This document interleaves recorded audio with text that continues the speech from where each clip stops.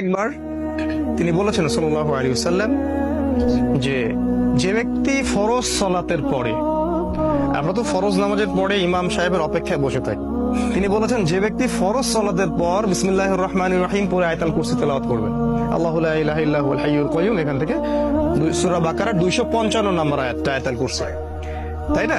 এইটা যদি পড়ে কেউ, রাসূল সাল্লাল্লাহু আলাইহি ওয়াসাল্লাম বলেছেন মৃত্যু ছাড়া তার জান্নাতে প্রবেশ করার কোনো বাধা নাই। সেই ব্যক্তি মারা গেলে জান্নাতে চলে যাবে ইনশাআল্লাহ। এই যে ফজিলতপূর্ণ ব্যাপারগুলো আছে সবগুলো কোরআনের সাথে সম্পর্কিত, এগুলো বললেই একটা লেকচার শেষ হয়ে যাবে।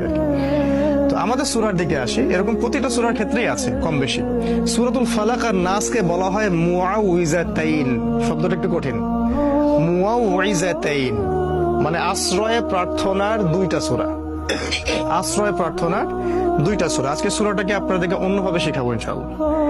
আমি বলেছি এটা 113 এবং 114 নম্বর সূরা। এই সূরাটা মাক্কি সূরা বোঝেন? যে সূরাগুলো মক্কায় নাজিল হয়েছে হিজরতের আগে, আর যেগুলো মদিনায় নাজিল হয়েছে সেগুলো হলো মাদানী সূরা। মাক্কি সূরাতে কিছু জিনিস কমন থাকে। কমনগুলো হচ্ছে এখানে তাওহীদ, রিসালাত, পরকাল, মৃত্যু, কবর, পুনরুত্থান, এই বিষয়গুলোর আলোচনা বেশি আসছে মাক্কি সূরায়। কারণ শুরুর দিকে তো সবাই অমুসলিম, তাদেরকে আগে না আল্লাহর দিকে নিয়ে আসতে হবে, তারপরে না বিধান প্রয়োগ করবেন, তাই না? বোমা মেরে কি আর ইসলাম কায়েম হয়? আগে মানুষের ভিতরটা তো সংশোধন করতে হবে। এই হলো পদ্ধতি। রাসূল সাল্লাল্লাহু আলাইহি ওয়াসাল্লাম মক্কায় ছিলেন 13 বছর। এই 13 বছরে যতগুলো সূরা নাজিল হয়েছে সবগুলোকে বলা হয় মাক্কি সূরা। আর হিজরত করার পরে যে সূরাগুলো সেগুলো হলো মাদানী সূরা। মাক্কি সূরার সংখ্যা কত কেউ কি বলতে পারবেন? 86টা, মাশাআল্লাহ। আর মাদানী সূরার সংখ্যা 28টা, মাশাআল্লাহ। এই হলো 114 সূরা। তো এই সূরাতুল ফালাক আর নাস, যেটা আজকে আমাদের আলোচনার টপিক, এটার একটা শানে নজুল আছে। শানে নজুল মানে হচ্ছে নাজিল হওয়ার প্রেক্ষাপট। প্রত্যেকটা মনে রাখবেন, প্রত্যেকটা সূরা, প্রত্যেকটা আয়াত এর নাজিল হওয়ার পিছনে কোনো না কোনো ঘটনা আছে।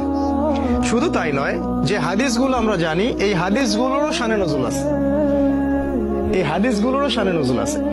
তো এখানে আপনাকে খেয়াল রাখতে হবে যে আয়াত বা যে সূরা আপনি পড়ছেন তার পিছনের ঘটনাটা কি, কোন প্রেক্ষাপটে এই আয়াত বা এই সূরাটা নাজিল হয়েছে।